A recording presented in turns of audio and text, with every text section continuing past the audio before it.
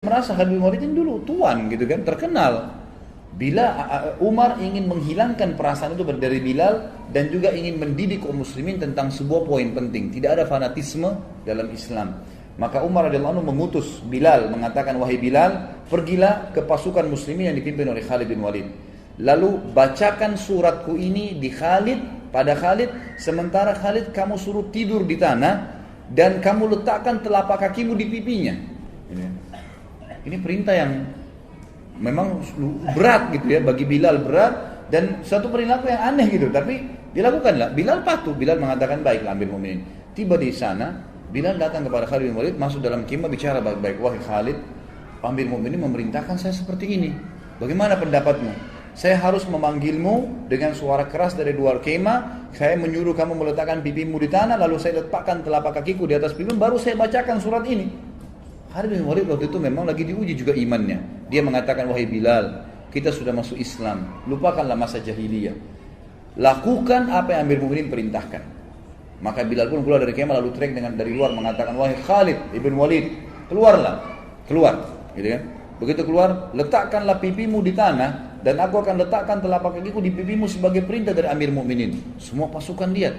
Di pasukan ini banyak orang-orang Quraisy yang tahu kedudukannya Bilal dulu, yang tahu kedudukannya Khalid bin Walid dulu. Ini tuan, ini budak, bekas budak, gitu kan? Lalu Khalid bin Walid mengatakan, letakkanlah kakimu hai Bilal dan jangan ragu. Dan tidak pula ada yang marah dengan Bilal. Semua orang diam. Bilal pun meletakkan kakinya di atas pipinya Khalid bin Walid yang lagi diletakkan di tanah, lalu membaca suratnya Amir Mu'minin Umar. Umar berkata, ini surat dari Amir Mu'minin kepada pimpinan perang Khalid bin Walid. Telah sampai berita kepada saya bahwasanya kau berkhianat dalam masalah ghanimah, harta rampasan perang. Kalau benar, maka beristighfarlah, bertobat sama Allah dan saya lengserkan kamu dari jabatanmu. Kalau tidak benar, maka kau mengatakan tidak benar sementara Bilal masih menginjak pipimu, gitu kan? Dan saya akan tetap mencopot kau dari kepemimpinan, tetap kau berperang tapi bukan lagi pemimpin, agar tidak ada fitnah yang kena di tengah-tengah muslimin. Maka Khalid bin Walid dalam kondisi terinjak pipinya mengatakan itu tidak benar. Sudah selesai, Bilal menyampaikan berita tersebut, tapi dia tetap dicopot dari jabatannya. Tapi di sini kita bisa lihat bagaimana ya Umar bin Khattab radhiyallahu anhu sangat tegas, gitu kan. Tapi bukan berarti belum benci Khalid bin Walid. Terbukti pada saat beliau meninggal dunia atau akan meninggal dunia, sempat Umar bin Khattab berkata, seandainya Abu Ubaidah masih hidup, karena Abu Ubaidah tadi sudah mati, ya dalam beberapa riwayat waktu dia pergi ke tempat yang ada taun, maka aku akan mengangkatnya menjadi penggantiku. Sebab kalau aku ditanya oleh Rabbku hari kiamat, kenapa engkau memilih Abu Ubaidah, aku akan mengatakan bahwasanya aku mendengar hamba dan kekasihmu Muhammad sallallahu alaihi wasallam bersabda, likulli ummatin amin wa aminu hadhil ummah Abu Ubaidah bin Jarrah. Setiap umat memiliki orang kepercayaan dan orang kepercayaan umat ini adalah Abu Ubaidah bin Jarrah. Kalau seandainya Khalid bin Walid masih hidup, ini kata Umar bin Khattab, ini saksi bahasan kita, kemudian pasti aku akan mengangkatnya untuk menjadi penerusku. Dan pada saat aku ditanya oleh Allah hari kiamat, oleh Rabbku, kenapa engkau memilih orang ini, aku akan mengatakan karena hamba dan kekasihmu Muhammad SAW telah bersabda, Khalid bin Walid sayfun min suyufillahi sallahullahu alal musyrikin. Khalid bin Walid adalah salah satu pedang Allah yang Allah henuskan untuk orang-orang musyrik, sebagaimana disebutkan di dalam dinukil dari banyak riwayat-riwayat yang sahih. Bagi riwayat ini kata menurut penulisnya, ini membantah tentang banyaknya isu yang salah tentang pencopotan Khalid bin Walid dari masalah kepemimpinan. Kemudian kita masuk ke masalah bagaimana Baitul Maqdis dibebaskan di zaman Umar bin Khattab. Umar bin Khattab mengutus pasukan ke Baitul Maqdis, ya, kemudian berperang di sana. Ringkas cerita adalah memenangkan peperangan. Lalu penjaga Baitul Maqdis, salah satu pendeta Nasrani waktu itu, tidak mau memberikan kunci kecuali kepada pemimpin muslimin. Maka menyuratlah beberapa pemimpin, ya, yang memimpin perang waktu itu, termasuk Khalid bin Walid waktu itu ada di sana. Ya, kemudian Miqdad dan beberapa sahabat Nabi yang lain. Disuruhlah ya menyurat kepada Amir Mu'minin. Umar bin Khattab waktu terima surat tersebut mengatakan baiklah kita berangkat. Berangkatlah Umar bin Khattab menuju ke Palestina. Tiba di Palestina, kebetulan Umar bin Khattab waktu ke Palestina itu berdua bersama budaknya. Bukan budak sebenarnya, pelayannya ya. Bersama dengan pelayannya. Umar bin Khattab sepakat sama pelayannya, selama perjalanan dari Madinah ke Palestina jauh sekali nih, gitu kan? Perjalanan sebulan. Ya. Kalau sesaat saya di atas unta, sesaat kamu di atas unta. Jadi begitu terus. Dalam waktu tertentu Umar bertukaran tempat sama pelayannya ini.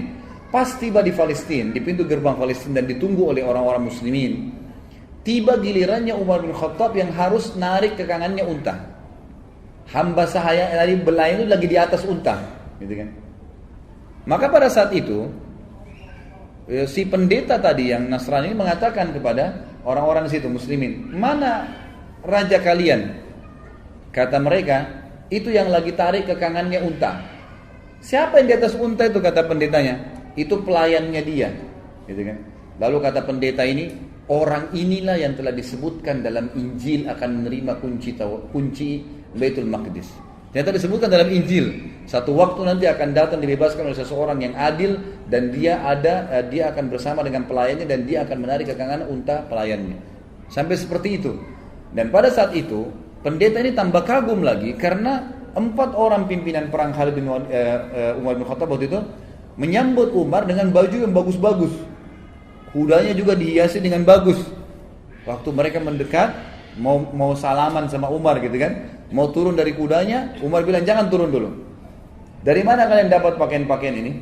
Kata mereka, kami memakai ini Amir Mukminin agar musuh-musuh Allah takut. Sama Umar diambil batu dilemparin. Semuanya dilemparin sama Umar, gitu kan? Kata Umar, baru saja Allah bukakan kalian sedikit wilayah, kalian sudah memakai baju-baju yang mewah, buka, disuruh ganti bajunya yang dulu, gitu kan? Sampai akhirnya mereka membuka bajunya. Pendeta itu pun akhirnya kaget melihat perilaku Umar bin Khattab. Gak ada raja di dunia seperti ini, gitu. Nah ini diantara hal yang terjadi di Baitul Maqdis dan beliau sempat masuk di Baitul Maqdis. Kemudian beliau menanyakan kepada seorang rahib di situ pada saat itu bernama Ka'ab al-Ahbar. Ya, dia kemudian menunjukkan, ya, menurut di riwayat ini dikatakan Umar bertanya padanya, di mana menurut riwayat dalam Injil pun, ya, bahwasanya Nabi terakhir Muhammad SAW masuk di Baitul Maqdis dan mereka punya berita itu. Mereka mengatakan dari pintu ini. Maka Umar pun masuk di situ. Kemudian Umar bin Khattab mengerjakan sholat di situ. Ini termasuk. Kemudian pelajaran yang lain juga disebutkan oleh beliau adalah sikap yang diambil menjadi hukum pada saat terjadi Amu Ramada. Ramada ini masa peceklik, kering sekali Madinah. Ya, sampai Umar tadi mulai lebih zuhud lagi, tidak makan kecuali nasi sama roti sama minyak, dan itu membuat kulitnya sampai jadi hitam. Tapi ada sebuah pelajaran. Waktu itu Umar bin Khattab mengumpulkan masyarakat Madinah, kemudian mengajak mereka sholat istisqa. Pada saat diajak sholat, ini riwayat Bukhari ya, pada saat diajak sholat istisqa, Umar bin Khattab memberikan pelajaran lagi kepada kita semua.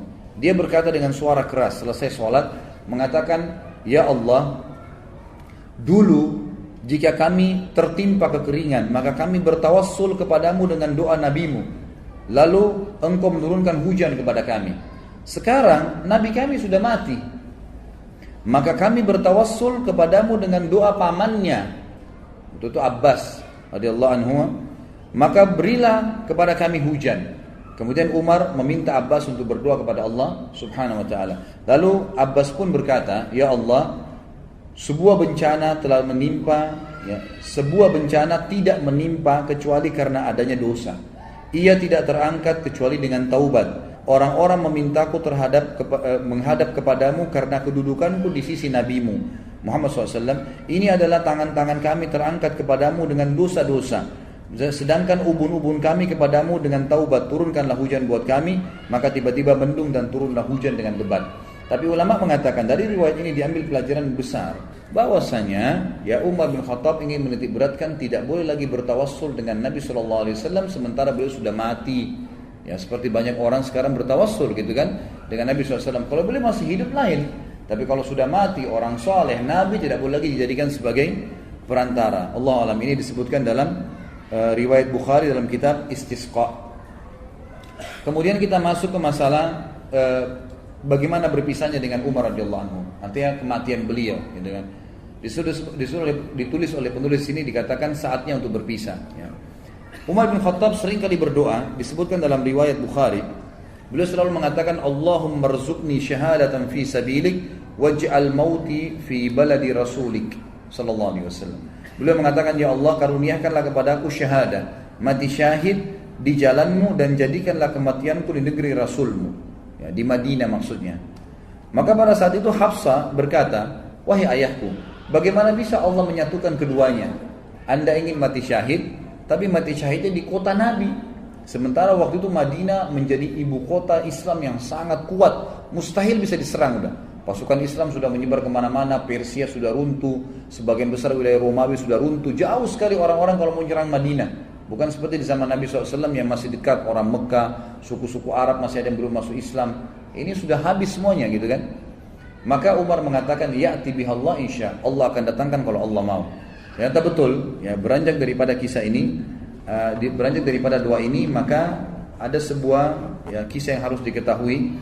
Bahwasanya Mughirah ibn Syu'bah radhiyallahu anhu salah satu waktu itu gubernur yang ditunjuk oleh Umar bin Khattab di Irak. Dalam sanad yang sahih menulis surat kepada Umar bin Khattab mengatakan, wahai Amir Mukminin, saya memiliki seorang budak. Budak ini bernama Abu Lu'lu, gitu. Orang Majusi.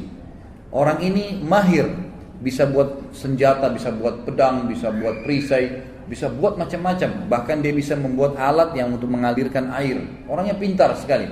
Izinkanlah dia masuk ke Madinah, wahai Amir Mu'minin. Waktu itu Umar bin Khattab tidak pernah mengizinkan orang-orang yang belum masuk Islam itu masuk ke Madinah. Kalau sudah masuk Islam lain. Kalau belum masuk, itu Abu Lu'lu belum masuk Islam, gitu kan? Dimasukkan untuk membantu muslimin agar bermanfaat. Nah, Umar bin Khattab menolak awalnya. Kedua, Mughirah bin Syu'bah terus mendesak sampai akhirnya Umar bin Khattab izinkan. Waktu itu Mughirah bin Syu'bah meminta bayaran dari budaknya ini setiap hari kalau nggak salah 100 dirham pembayaran dari hasil kerjanya, gitu kan. Maka dia pun datang Abu Lu'lu kepada Umar mengatakan, wahai Amir Mu'minin, ini Mughirah menyiksa saya. Banyak yang diminta 100 dirham, padahal 100 dirham kecil untuk hasil dia. Kata Umar, 100 dirham kecil dari pendapatan kamu yang kamu lakukan. Begitu banyak pendapatan yang didapatkan, bisa masuk sampai ribuan dirham dalam sehari. Maka itu kecil sekali. Dia pun akhirnya jengkel dengan Umar bin Khattab dan ini awal masalah.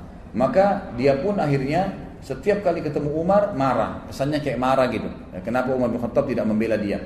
Lalu satu waktu Umar lagi lewat dan berkata, apa yang kamu lakukan? Dia mengatakan, saya sedang mempersiapkan sesuatu, wahai Amir Mu'minin, untuk anda yang umat Islam tidak akan lupakan, gitu kan?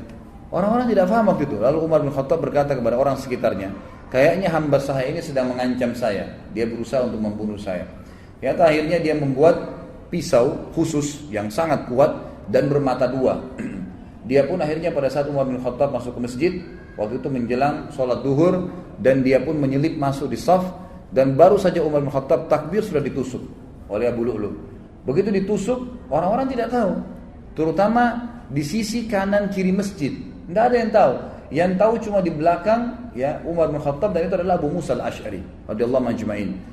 Lalu kemudian Umar bin Khattab tertusuk dan sempat terdengar suara Umar mengatakan, aku telah dibunuh oleh anjingnya Majus, maksudnya si Abu Lu'lu itu.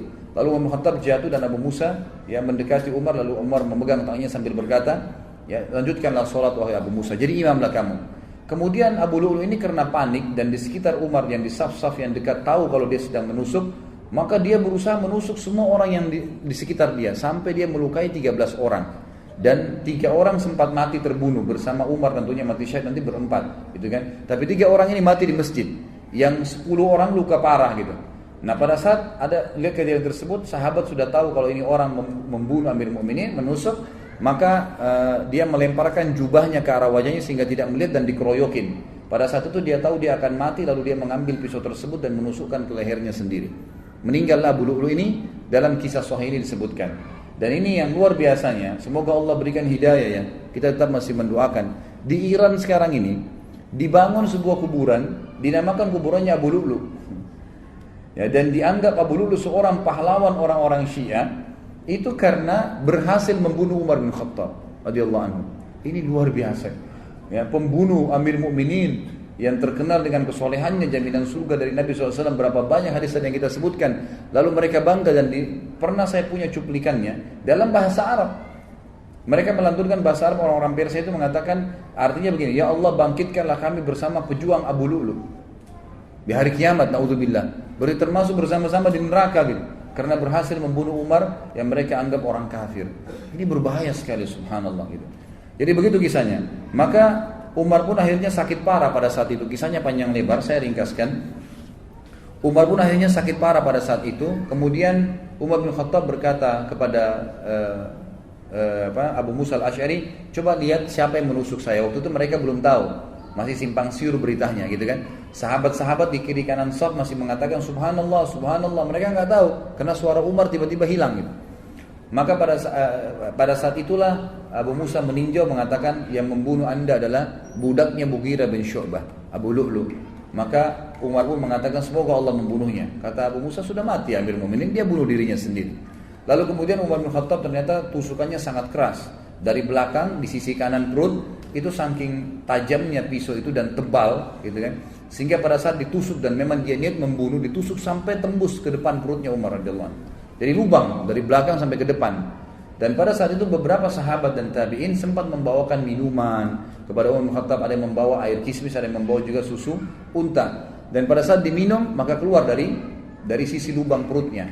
Dan dipanggil pada saat itu ada seorang tabib yang jelas sekali ya mengetahui masalah dan mengatakan kayaknya Amir Mu'minin sudah tidak tertolong lagi.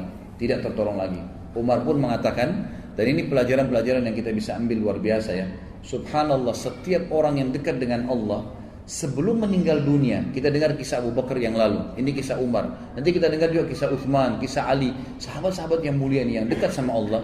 Sebelum meninggal, Allah kayak berikan isyarat mereka akan meninggal. Ya. Jadi mereka sempat mengembalikan amanah, mereka sempat memberikan wasiat, mereka masih sempat menasihati, mereka masih sempat menunjuk khalifah setelahnya. Banyak hal yang dilakukan gitu kan. Termasuk Umar bin Khattab. Umar bin Khattab akhirnya berbicara, kalau saya mati gitu kan, maka kuburkanlah saya ya.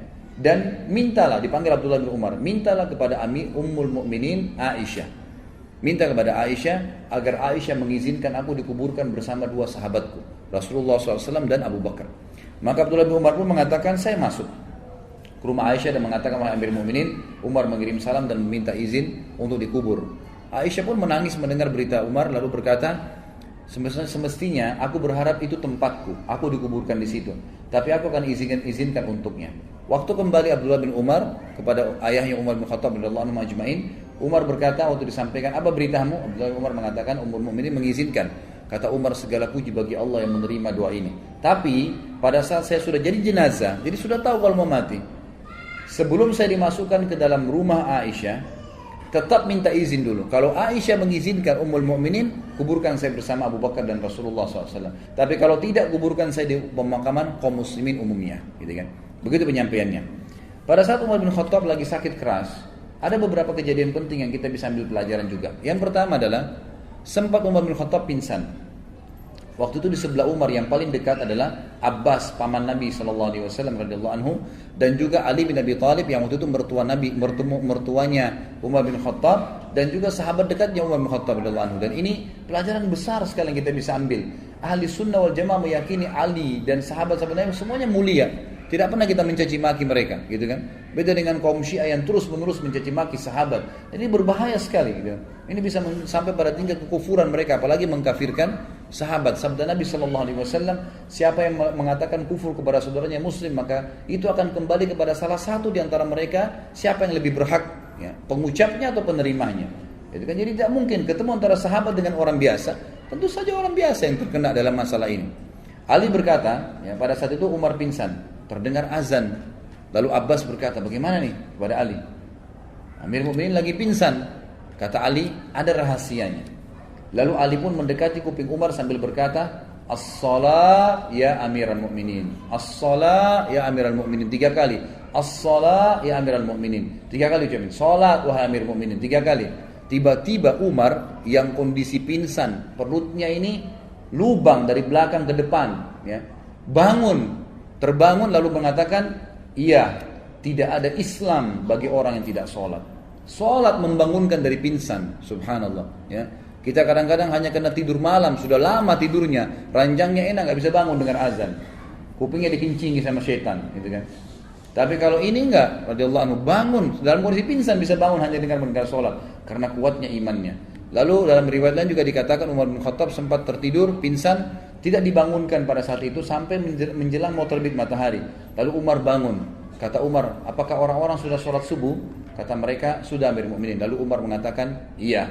tidak ada ya bagian yang boleh dihormatin, diberikan jabatan di dalam Islam bagi seseorang yang tidak sholat. Ya, maka terjadilah pada saat itu Umar bin Khattab pun sholat subuh sendirian sambil duduk. Ini riwayat yang pertama.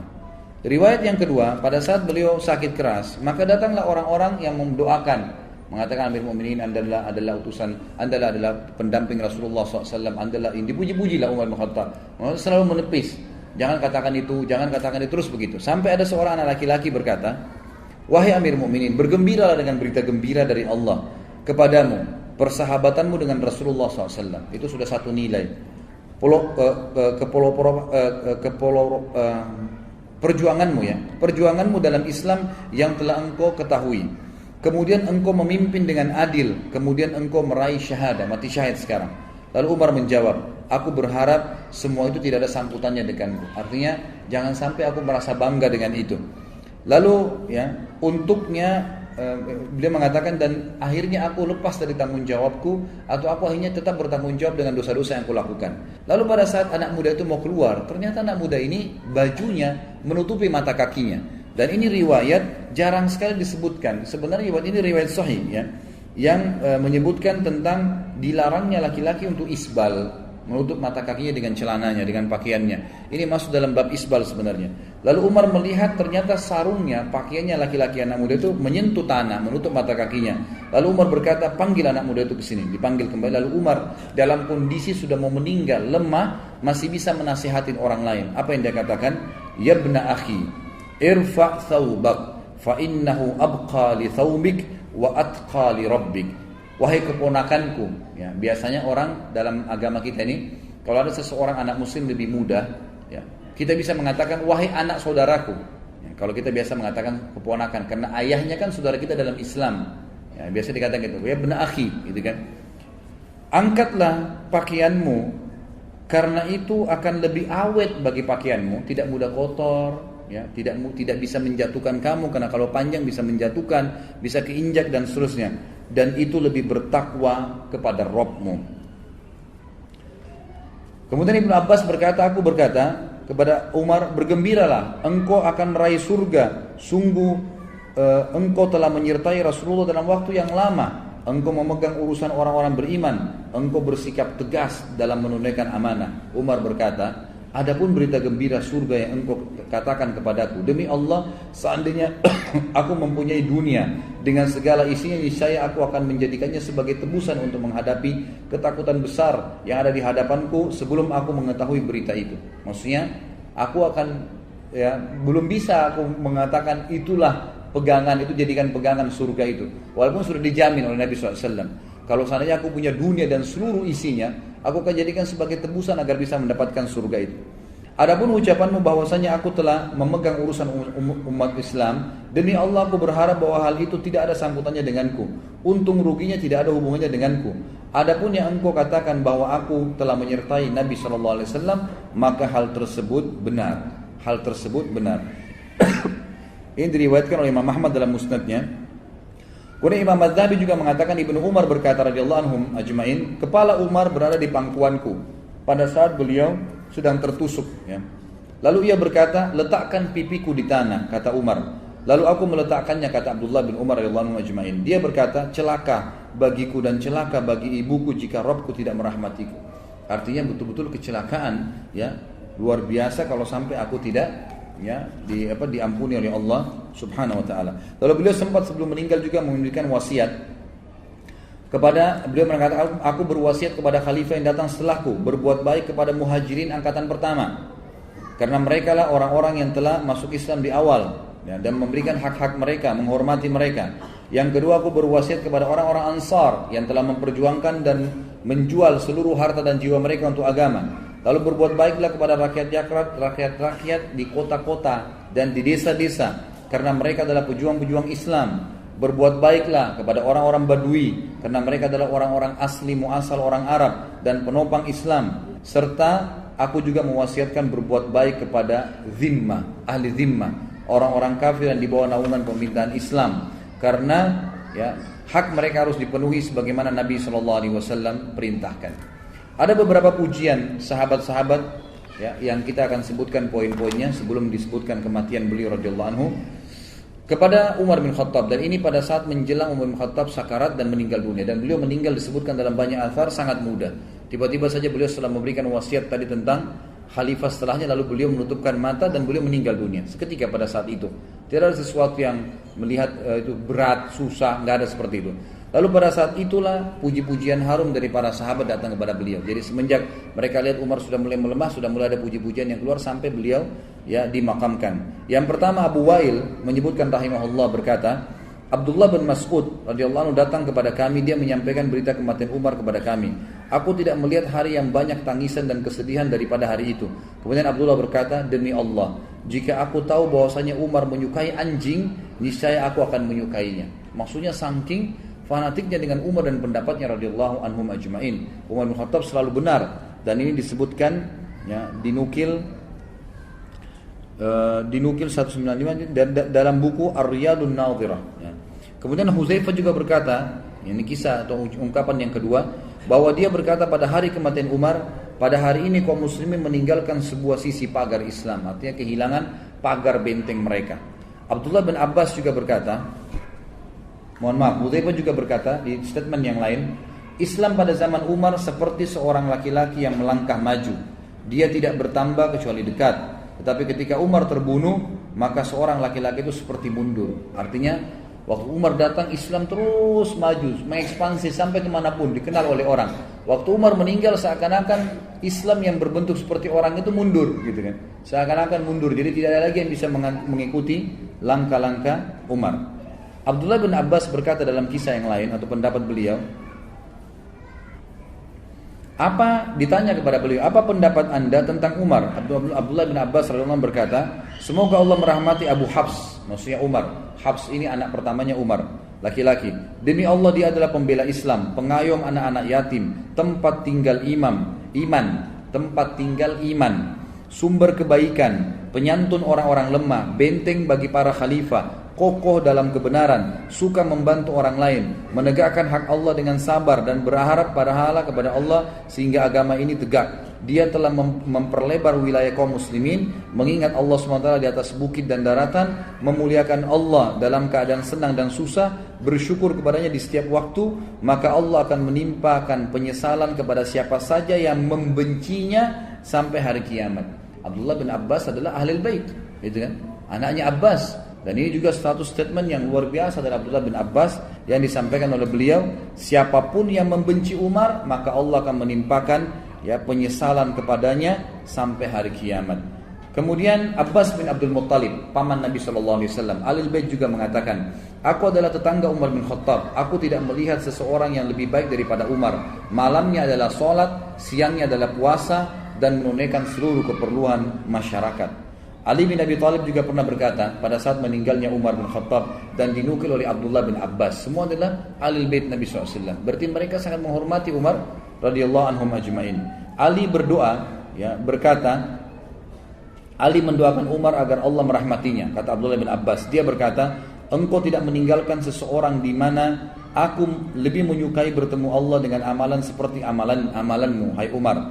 Nah, demi Allah, aku sudah mengira bahwasanya Allah akan menjadikanmu bersama sahabatmu, karena aku sering mendengarkan Nabi SAW bersabda, "Zahabtu ana wa Abu Bakar wa Umar, wa dakhaltu ana wa Abu Bakar wa Umar, wa kharajtu ana wa Abu Bakar wa Umar." Aku sering mendengar, kata Ali radhiyallahu anhu ajma'in, Nabi SAW bersabda, aku pergi bersama Abu Bakar dan Umar, aku masuk bersama Abu Bakar dan Umar, dan aku keluar bersama Abu Bakar dan Umar. Jadi ini jelas statement Ali radhiyallahu anhu mengatakan wajar kalau kamu dikubur bersama Nabi SAW dan Abu Bakar. Abdullah bin Abbas juga berkata, perbanyaklah mengingat Umar, karena jika kalian mengingatnya, niscaya kalian akan mengingat keadilan. Jika kalian mengingat keadilan, niscaya kalian akan mengingat Allah tabaraka wa ta'ala. Jadi ini statement yang sangat luar biasa. Dan seperti kita tahu ikhwah dan akhwat sekalian, sampai sekarang subhanallah, kita pada saat dari tadi kita mengisahkan Umar, saya yakin berapa persen pun itu jumlahnya, ya kalau memang Allah mudahkan sampai full, alhamdulillah, bisa semaksimal mungkin 90-100% kita bisa mengambil pelajaran, sangat baik. Berapa persen pun tadi waktu kita dengarkan kisahnya, yang terlintas adalah seorang sosok yang sangat kuat, tegar, dari orang yang tidak baik menjadi orang yang sangat baik, dari orang yang akhirnya ya orang yang jadi pemimpin dan menjadi orang yang sangat adil dalam kepemimpinannya, orang yang sangat berani, orang yang sangat sayang dengan masyarakatnya, orang yang sangat zuhud, ya, orang yang sangat wara', banyak sekali kelebihan beliau radhiyallahu anhu. Dan dengan membaca kisah beliau, kita akan bertambah iman. Baru membaca kisahnya, bagaimana dengan dia sendiri yang sudah hidup pada masa itu radhiyallahu anhu. Dan saya tutup ikhwas sekalian, ya, ini tentu tambahan kisah saja. Ini setelah Umar bin Khattab meninggal lalu dikuburkan, ya. Sebelum beliau meninggal, beliau sempat dikatakan oleh beberapa sahabat, tunjuklah wahai Amir Mu'minin siapa yang akan menggantikan Anda. Kata Umar radhiyallahu anhu, saya tidak berani menunjuk siapapun kecuali saya harus mengumpulkan 6 orang yang tersisa dari ahli, ya, dari orang yang dijamin masuk surga. Maka kumpulkanlah pada saat itu ada Utsman, Ali, Talha, Zubair, Abdurrahman ibn Auf dan Sa'ad, ya. Dikumpullah 6 orang ini. Lalu kata, ya, Umar radhiyallahu anhu, kumpullah mereka ini. Lalu Umar memanggil mereka ke dalam rumahnya Umar. Lalu Umar berkata, ini ada kamar saya. Ini kamar sering saya gunakan untuk kebutuhan muslimin. Berkumpullah kalian di dalam kamar ini dan musyawarahlah agar ada orang di antara kalian yang bisa menggantikan saya setelah saya meninggal. Dan ingat, wahai Abdurrahman, kau jadi pimpinannya. Jangan keluar dari ruangan ini kecuali sudah ada satu khalifah. Kalau enggak, kalian berenam saya penggal lehernya. Umar bin Khattab nunggu depan kamar itu dalam kondisi beliau luka parah nih, gitu kan. Lalu masuklah 6 orang itu bermusyawarah dalam. Di dalam ini subhanallah, ke-6 sahabat ini saling memuji. Yang satu memuji fadilah yang satunya. Rasulullah SAW bersabda tentang kamu begini, tentang kamu begini. Utsman memuji Ali, Ali memuji Talha, Talha memuji Zubair, terus begitu. Sampai hadis-hadis banyak disebutkan tentang fadilah masing-masing. Terakhir terkerucut dari 6 orang, 2 orang, Utsman dan Ali. Dan akhirnya Utsman bin Affan unggul dengan 2 buah hadis. Tentang hadis Allah malaikat malu dengan, ya, Utsman, dan juga tentang jaminan Nabi SAW surga kepada Utsman setelah membiayai perang, ya, Ushrah. Baik, akhirnya mereka mengatakan Utsman kau tidak bisa mengelak. Utsman pun akhirnya mengatakan baiklah. Keluar dari kamar, Umar tanya, bagaimana keputusan kalian? Kata mereka, kami sudah menunjuk Utsman bin Affan karena kelebihan hadis Nabi SAW tentang dia. Kata Umar, alhamdulillah. Setelah itu Umar pun meninggal dunia. Jadi ini fadilah yang Umar radhiyallahu anhu lakukan. Ada sebuah kisah yang saya tutup dengan kisah ini, sebenarnya tidak berhubungan dengan kematian Umar, tapi saya sempat mendengarkan kisah ini dari salah satu masyayikh, ya, yang beliau sampaikan dalam kasetnya. Saya tambahkan saja. Umar bin Khattab radhiyallahu anhu, beliau sangat senang kalau sudah selesai urusan pemerintahan diurus, beliau sering duduk di masjid dan menunggu kalau ada orang yang mengeluh lagi, atau beliau mendengarkan kisah-kisah unik. Satu waktu ada orang yang datang, dan ini kisah membuat Umar bin Khattab menangis dan tersentuh secara imaniyah. Dan ini juga syekh yang menyampaikan sampai menangis. Saya lihat cuplikan itu, beliau menangis mendengar kisah ini sambil berdoa kepada Allah seperti doanya laki-laki yang akan diceritakan dalam kisah ini. Umar bin Khattab sering kali duduk atau menunggu orang, lalu kemudian dia punya seseorang yang selalu mendampingi dia. Ini tidak disebutkan dalam kisah ini siapa dia. Biasanya Utsman bin Affan atau Abdurrahman bin Auf atau Abdullah bin Abbas. 3 sahabat ini sering mendampingi Umar radhiyallahu anhu di samping kanan atau kirinya. Lalu masuklah 2 orang dalam masjid waktu itu, kembar, persis sama, bajunya sama, ya. Semua penampilannya sama, rambutnya, alisnya, kulitnya, tinggi badannya, paras wajah, postur tubuh sama semua, nggak ada bedanya. Seperti orang kembar gitu. Tapi kembarnya ini luar biasa uniknya gitu, semua sama. Lalu Umar bertanya kepada orang di sebelahnya, siapa orang ini, 2 orang ini? Yang di sebelahnya bilang kepada Umar, itu Amir Mu'minin, ayah sama anaknya. Umar kaget. Umar mengatakan, ayah sama anaknya, seperti seakan-akan saudara kembar. Jadi hampir sama, rambutnya sama-sama. Dia masih hitam, masih muda rambutnya si ayah ini gitu. Kondisi fisiknya masih sama dengan anaknya. Lalu Umar yang angkat suara mengatakan, ajaban ma ra'aitul yaum, sungguh mengagumkan apa yang saya lihat hari ini. Lalu mengarahkan pandangan beliau ke ayahnya si anak tadi yang ada jalan di depan. Lalu ayahnya mengatakan, wahai Amir Mu'minin, kalau anda mendengar kisah anak saya ini, dia lahir dari rahim ibunya, sementara ibunya di kuburan, anda lebih kaget. Kata Umar, anak ini lahir di kuburan dari ibunya yang sudah mati? Kata ayahnya, iya Amir Mu'minin, begini ceritanya. Umar bilang, ceritakan saya rahimakallah, semoga Allah merahmatimu. Dia bilang, begini cerita Amir Mu'minin, saya waktu ibunya anak ini masih hidup di Madinah, masyarakat Madinah, orang-orang dari Ansar ini. Dia bilang, saya waktu ibunya masih hidup anak ini, sempat waktu hamil pertama, anaknya cuma 1, lagi hamil 3 bulan, ya. Saya kemudian punya hajat, ingin keluar dari kota Madinah, ingin pergi. Dan zaman dulu orang kalau mengadakan perjalanan jemaah sekalian itu menganggap dirinya sudah bisa kembali, bisa enggak. Karena kalau perjalanan bisa dirampok tengah jalan, bisa mati, bisa enggak kembali. Sekarang masih ada, mungkin bisa beli tiket pulang pergi, atau kalau meninggal ada informasi yang sampai ke keluarganya. Zaman dulu enggak. Maka orang kalau sudah pamit mau pergi jihad, mau pergi bisnis, maka itu dianggap oleh keluarganya sudah meninggal. Dia bilang istri saya pun melarang saya, meminta jangan pergi, ya. Padahal ini saya sudah harus pergi. Maka saya pun mengetahui kalau istri saya ragu karena masalah anaknya. Lalu saya memegang perut istri saya sambil mengatakan, ya Allah, saya mengamanahkan anakku yang ada di rahim atau di perut istriku ini. Jagalah ya Allah. Lalu dia bilang saya pun pergi. Setelah saya pergi, saya kembali 6 atau 7 bulan setelah itu. Jadi pas waktu melahirkan istrinya dia balik. Pada saat saya tiba di rumah saya waktu maghrib, kemudian saya coba ke rumah saya, tidak ada orang. Saya kemudian mendatangi kerabat-kerabat saya terdekat yang ada di Masjid Nabi. Saya tanyakan mana istri saya, mereka bilang istrimu sudah meninggal 2 minggu yang lalu. Sudah meninggal 2 minggu yang lalu. Maka saya pun ya sholat isya, dan saya setelah isya mau pulang ke rumah saya dan mengunjungi beberapa kerabat istri saya untuk menyampaikan takziahnya, gitu kan. Kemudian saya lewatin Baqi dan saya bilang pada teman-teman saya dan kerabat saya, mana kuburan istri saya? Ditunjuklah. Dia bilang begitu saya lewat dekat kuburan istri saya, di atas kuburan istri saya ada asap keluar, asap, banyak sekali asap itu. Lalu kemudian saya bilang, apa ini? Kata keluarganya dan teman-temannya, ini terjadi dari semenjak kami masukkan istrimu di kuburan 2 minggu lalu. Setiap hari keluar asap, setiap hari. Kami juga nggak tahu apa. Kata suaminya apa? Demi Allah, saya tidak tahu dari istri saya ini kecuali kebaikan. Orangnya baik sekali, patuh pada suami, sholatnya terjaga, puasanya terjaga. Nggak mungkin ini keburukan, pasti Allah tunjukkan kebaikan. Dia bilang lalu tergeraklah hati saya Amirul Mukminin untuk menggali kuburan istri saya. Waktu saya gali, saya temukan anak saya ini berada di bawah rahim istri saya yang sudah mati. Gitu kan? Ada di situ, hidup. Dan terdengar suara, dia bilang saya tidak tahu dari mana yang berbunyi, wahai fulan, dipanggil namanya orang ini, wahai fulan, ambillah anakmu yang kau telah jadikan amanah di tangan Allah Subhanahu wa taala. Sampai Amirul Mukminin menangis, Umar dan orang ini menangis sambil berkata, wahai Amirul Mukminin, demi Allah, saya sangat yakin kalau seandainya waktu itu saya juga memegang pundak istri saya dan saya katakan, ya Allah, saya amanahkan istri saya. Saya pegang tembok rumah saya dan saya katakan saya amanahkan tembok rumah ini, ya Allah, maka saya yakin istri saya masih Allah panjangkan umurnya. Tapi ya Amirul Mukminin, saya cuma mendoakan anak saya dan inilah anak saya yang Anda anggap unik tadi itu. Maka ini pelajaran juga besar. Bagaimana kita bisa ambil bahwasanya orang melibatkan Allah Azza wa Jalla dalam segala kehidupannya, gitu kan?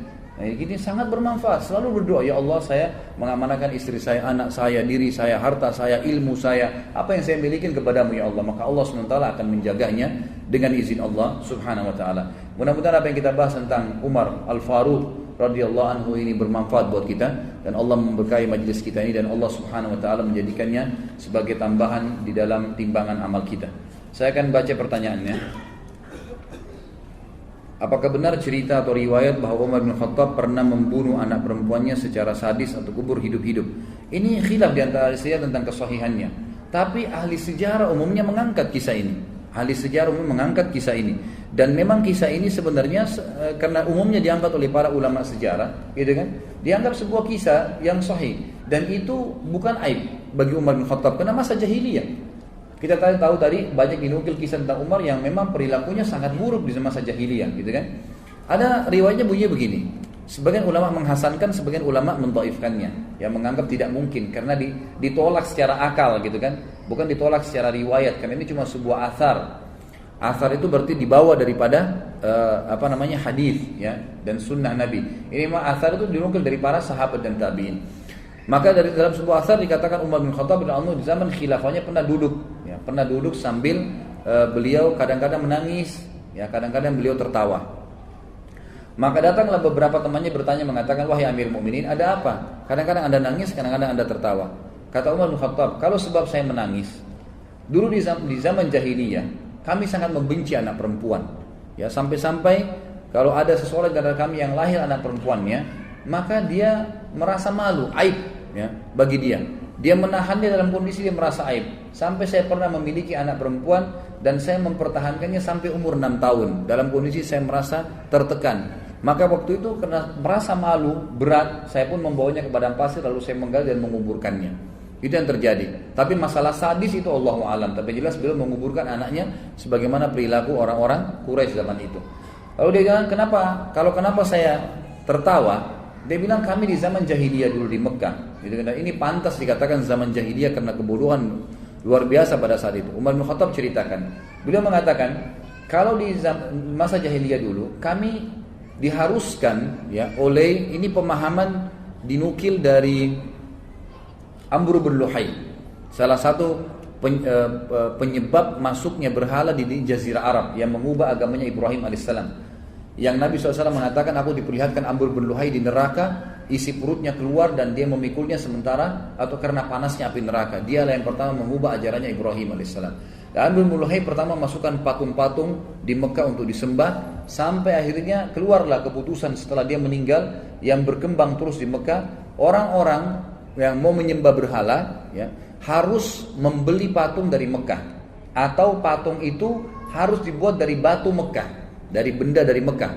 Maka Umar bin Khattab berkata, satu waktu saya keluar dari Mekah, perjalanan, ada hajat saya keluar, kemudian saya lupa membawa patung dari Mekah. Di tengah jalan saya ingin berdoa, minta sama Tuhan saya, nggak ada Tuhan, nggak ada batu, nggak bawa. Ada batu berserakan sih, tapi bukan dari Mekah, harus dari Mekah. Dia bilang, saya tidak temukan dari Mekah yang bisa saya buat patung kecuali makanan saya yang waktu itu dari kurma. Saya buatlah kurma tersebut, ditempel-tempelin sampai menjadi seperti patung, lalu saya sembah. Selesai saya sembah, Tuhan saya tersebut, saya lapar, lalu saya potong kepalanya dan saya makan. Nah inilah sebabnya kenapa Umar bin Khattab mengatakan beliau tertawa. Jadi ini riwayat, saya katakan kalau kita kembali kepada buku-buku sejarah yang klasik ya, yang lama dulu, yang memang dinukil dari zaman dulu, itu memang ini diangkat oleh para ahli sejarah. Benar atau tidaknya itu hanya sebuah asar. Dalam arti kata, kalaupun benar, tidak berpengaruh kepada kefadilah Umar, karena ini terjadi di zaman jahiliyah. Ya, di zaman jahiliyah. Ustaz, benarkah kisah seorang Umar bin Khattab di masa sebelum masuk Islam pernah membunuh? Ini sudah. Dalam sholat yang 2 rakaat mana yang lebih afdal? Duduk iftirash atau duduk tawarruk? Ustaz sendiri pakai yang mana? Gitu kan. Ini bab sholat sebenarnya ya, jangan ditanya di sirah. Baik, duduk iftirash adalah duduk yang farash, itu artinya menduduki telapak kaki kiri dengan bokong kita, namanya iftirash. Farash artinya orang Arab mengatakan firash itu tempat tidur untuk terlentang, karena telapak kaki itu dipakai duduk gitu kan, dipakai seperti orang yang sedang istirahat. Kalau tawarruk diambil dari kata-kata warak yang berarti bokong, artinya pantat kita didudukan di tanah. Ya, jadi kalau antum satu waktu terlintas duduk iftirash, ingat aja farash itu adalah didudukin, berarti didudukin telapak kaki kita. Kalau warak berarti diambil dari kata-kata tawarruk dari kata-kata warak yang berarti bokong yang didudukan di tanah. Kalau masalah ini khilaf diantara Imam Syafi'i dan jumhur ulama. Imam Syafi'i rahimahullah mengatakan beranjak daripada hadis yang dihasankan dan disahihkan oleh sebagian ulama. Ada yang menghasankan, ada yang mensahihkan. Yang berbunyi Nabi SAW setiap kali mau salam duduknya tawarruk.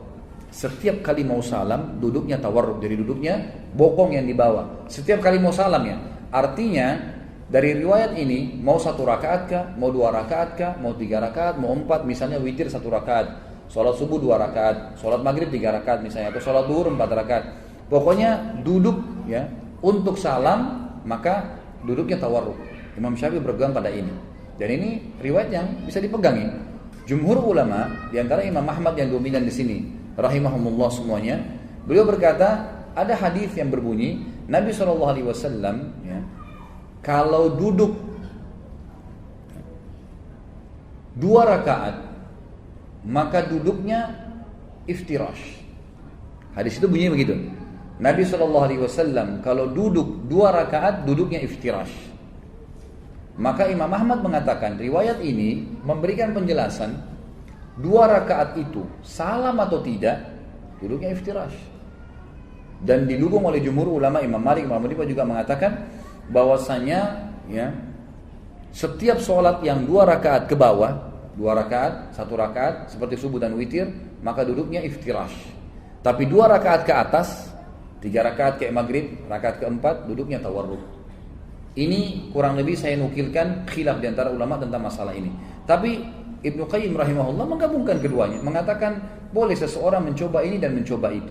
Ya, dalam arti kata karena dua-dua memiliki riwayat yang benar. Saya Rafa, anak kelas 2 SD di Bogor, mau tanya, apakah Nabi Muhammad SAW hijrah ke Habasyah? Jawabannya tidak. Nabi SAW tidak hijrah ke Habasyah, tapi memerintahkan para sahabat untuk hijrah ke Habasyah. Berapa lama hijrah ke Habasyah?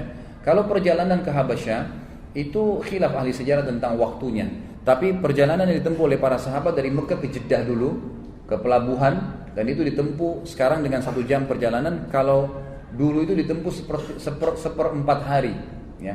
Jadi 1 hari 24 jam dibagi kurang lebih 8 jam perjalanan sekarang. Kemudian mereka menaik kapal, dan kapal ini tidak pernah disebutkan kepada kita tentang waktu ke negeri Habasyah. Intinya sahabat sudah tiba di sana, dan mereka tinggal di sana itu cukup lama, ya, cukup lama, berbulan-bulan. Tapi juga sama tidak dinukil kepada kita dalam riwayat sahih berapa jumlah pasnya. Tapi mereka berbulan-bulan karena mereka tidak kembali, ya, ke Mekah kecuali setelah sujudnya orang-orang Quraisy. Pada saat mereka mencaci maki Nabi SAW dekat Ka'bah, lalu Nabi SAW, ya, membaca ayat tentang sujud.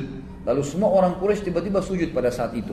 Sampai orang yang tidak mampu pun sujud, itu mengambil debu dan menaruh, ya, debu di kepalanya. Kemudian dia mengatakan, ini cukuplah buat saya karena saya juga sujud. Karena ada firman Allah SWT. Tapi saya tidak terlintas sekarang ayatnya. Anda bisa kembali ke materi saya, Sirah Nabawiyah, saya sampaikan tuh surah apa dan ayat apa masalah itu. Berapa nabi utusan Allah? 124.000 orang. Dalam hadis sahih disebutkan oleh Al-Hakim, ya, dalam Mustadrak, bahwasanya Nabi SAW bersabda, Nabi itu diutus oleh Allah 124.000 orang, diantaranya 313 Rasul. Apa hewan kesukaan Nabi Muhammad SAW?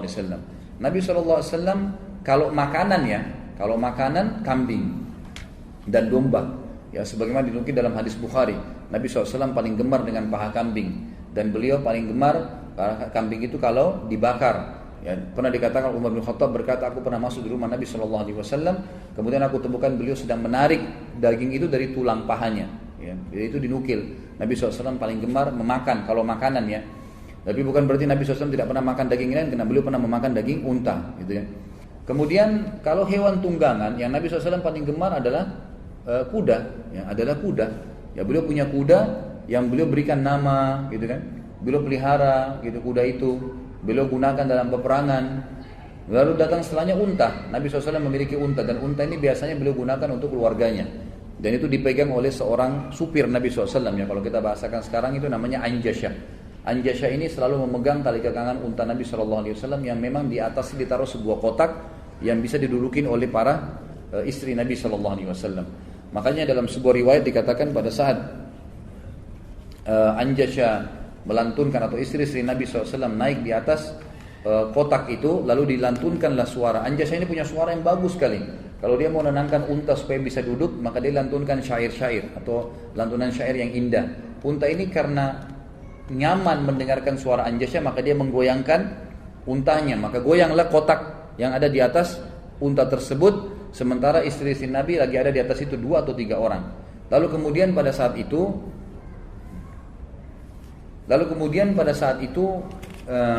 Nabi SAW melihat dan khawatir istri-istrinya terjadi sesuatu, maka beliau berkata, mahlan ya Anjasyah, mahlan bil qawarir ya Anjasyah. Hati-hatilah dengan botol-botol kacaku wahai Anjasyah. Jadi kuda, kemudian beliau juga menyukai unta, tapi kuda yang difavoritkan oleh Nabi SAW. Ustaz, bagaimana sikap Umar bin Khattab terhadap tindakan diskriminasi yang terjadi di kalangan rakyat yang ia pimpin? Beliau langsung menghukum, gitu kan. Ada yang salah, seperti tadi kita sudah sampaikan kisah kan. Ya, apa saja yang terjadi di masa beliau yang salah, langsung beliau hukum. Yang benar langsung didukung, gitu kan. Beliau pernah melempar sebuah kerikil kecil ke arah seseorang yang sedang mengangkat suaranya di masjid Nabi SAW. Lalu baliklah dia mengatakan, waktu saya balik saya melihat Umar bin Khattab, lalu saya bertanya, kenapa Anda lemparin saya batu? Kata Umar bin Khattab, kalau kalian bukan penduduk Madinah, kalau kalian penduduk Madinah, maka saya akan cambuk kalian karena kalian sudah melakukan hal-hal yang kalian sudah mengangkat suara kalian di masjid Nabi SAW. Dan banyak kasus-kasus sebenarnya, ya, banyak kasus-kasus. Misalnya ada perampasan hak, maka Umar bin Khattab mengambilnya secara paksa, mengembalikannya, gitu kan. Dan beliau pernah mengatakan dalam statementnya, semua orang yang lemah di antara kalian akan kuat di hadapanku. Apa benar ada riwayat yang menyatakan bahwa seseorang itu akan mengetahui atau merasakan adanya tanda-tanda kematian pada dirinya 40 hari sebelum dia meninggal? Ini enggak ada hadisnya. yang nggak ada hadisnya. Dan sebagian ulama masukkan dalam hadis maudhu, dikarang-karang, bahwasanya orang kalau mau meninggal bisa mengetahui 40 hari sebelumnya. Ini tidak ada sama sekali, Allahu a'lam. Apakah benar kisah Umar yang pernah ngirim surat kepada Sungai Nil yang mengatakan sungguhnya kami sedikit, ya, sedikit pun tidak membutuhkan. Sudah saya jelaskan tadi ya. Ini hadisnya jelas tadi dan riwayatnya juga sudah saya sampaikan. Benarkah air kencing unta boleh dijadikan obat? Benar. Benar, hadisnya sahih, riwayat Bukhari. Ya. Nabi SAW menyebutkan dalam hadis bahwasanya kencing unta itu ya boleh diminum, dan wanita Ansar menggunakan untuk rambut mereka, menyuburkan rambut mereka. Sebagian ulama menukil mengatakan apa hikmahnya kenapa kencing unta itu bisa diminum gitu kan, dan dijadikan sebagai obat, dan kenapa dia tidak najis seperti hewan-hewan lain. Dinukil bahwasanya unta ini memang dengan hikmah Allah SWT, mereka hanya mau makan pohon-pohon yang ada di padang pasir, dan pohon padang pasir ini semuanya kering memang dan berduri. Jadi tidak ada kandungan air kalau kecuali sedikit sekali, gitu kan. Dan unta ini hewan yang tidak mau minum sembarangan air. Jadi kalau ada air tergenang dia tidak langsung main minum saja. Dia menunggu dan mencium, pada saat tidak ada bau baru dia minum air tersebut, gitu kan. Kalaupun di Madinah diberikan makan biasanya cuma diberikan makan unta. Ini diantara diberikan makan kurma, maaf. Dan ini ya dinukil sebagian ulama menukil hikmahnya. Tapi yang jelas terlepas daripada itu memang ada hadis Nabi SAW, hadis sahih berhubungan dengan masalah itu. Kalau anda lagi umroh, kalau misalnya travelnya bisa, itu kalau saya kemarin bimbing umroh itu bisa diminta ke supirnya menuju ke wilayah Hudaybiyah. Hudaybiyah itu tempat perjanjian dulu antara muslimin dengan orang-orang Quraisy pada saat Nabi SAW keluar dengan 1.400 orang untuk haji, kemudian ditahan oleh orang-orang Quraisy. Hudaybiyah dekat antara Mekah ke Jeddah. Di situ memang di pinggir jalan semuanya ya banyak orang punya peternakan unta, dan mereka menjual di pinggir jalan susu unta dengan kencingnya, disebelahkan gitu dijual. Kalau tidak salah dijual 3 real atau 5 real satu botol air mineral itu ya. Seorang muslim dieksekusi, apakah dosanya hapus? Iya, terhapus. Kalau dikisos ya maksudnya. Kalau dipotong tangannya, dosa mencurinya sudah hilang. Kalau dipenggal lehernya, dosa membunuhnya sudah hilang. Itu memang sudah konsekuensi daripada hukum Allah SWT. Rambut dan janggut yang sudah beruban akan menjadi cahaya di akhirat nanti. Benarkah? Bila benar, bagaimana kalau rambut dan janggut itu dicat? Jadi yang ada janggut saya tidak temukan riwayatnya, tapi kalau rambut ada. Ya, rambut memang ada. Kata Nabi SAW, siapa yang memutih rambutnya di kepalanya dalam keadaan Islam, maka akan menjadi cahaya pada hari kiamat. Riwayatnya mengatakan akan diberikan pahala per helainya rambut, karena dia putih dalam keadaan Islam, gitu kan. Jadi memang kalau memutih, fadilahnya memang begitu, dibiarin. Kalau ada yang mengecat berarti sudah tidak putih lagi rambutnya, gitu kan. Ya mungkin fadilah itu bisa hilang dari dia. Ustaz, bagaimana dengan film Umar radhiyallahu anhu yang menayangkan wajah Umar bin Khattab? Ini enggak benar ya. Film tersebut menceritakan tentang sirah Nabawiyah Ustaz. Bagaimana hukum ditampilkan wajah sahabat tersebut? Kisahnya itu ulama mengatakan kalau sahabat, para nabi dianjurkan menukil kisah dalam bentuk cerita, gitu kan? Dalam bentuk kisah, jangan gambar. Karena gambar ini mengharuskan orang itu yang tampil memang seperti dia, dan itu sulit. Itu yang pertama. Yang kedua, seringkali yang digunakan adalah artis-artis, dan artis-artis ini setelah main film agama, nanti sebentar dia main lagi film yang kotor, yang tidak benar. Sementara orang sudah menukil ya wajahnya Umar seperti ini, wajahnya Abu Bakar seperti ini. Ini tidak benar semuanya. Allahu a'lam, yang saya tahu ulama mengatakan tidak dibolehkan, gitu kan? Tidak boleh sama sekali menampilkan. Karena tanpa ditampilkan dalam film pun sudah cukup kok. Dengan penyampaian seperti kita tadi sudah cukup sebenarnya. Orang sudah cukup mengambil pelajaran. Terkait dengan masalah mimpi dan firasat orang-orang soleh, ada diceritakan cerita-cerita di masyarakat Indonesia. Cerita mimpi orang soleh, mimpi bertemu Rasulullah dan Rasulullah SAW berlari lalu dikejarnya. Dan ditariklah surban Rasulullah, kemudian terbangun dari tidurnya. Terdapatlah di tangannya surban Rasulullah. Kemudian dijadikan surban itu dikeramatkan ya. Dan mimpi yang mulia, dianggap mimpi tersebut mimpi mulia. Apakah mimpi-mimpi seperti ini termasuk firasat dan orang-orang soleh? Jawabannya tidak. Kalau sampai mimpi menarik surbannya Nabi, ini aneh ini, gitu kan? Ini luar biasa, menarik surban Nabi itu berarti aib sebenarnya dalam agama, gitu kan? Gak mungkin terjadi. Tapi mimpi tentang Nabi SAW benar, bisa terjadi. Tapi ulama mengatakan untuk mimpi Nabi SAW biasanya memang dilihat orang tersebut. Kalau orang itu sangat dekat dan menjalankan sunnah-sunnah Nabi SAW, maka bukan mustahil dia mimpi tentang Nabi SAW. Itu pun kalau dia lihat Nabi SAW harus dipertemukan dengan Syama'il Muhammadiyah, dipertemukan dengan ciri fisiknya beliau SAW.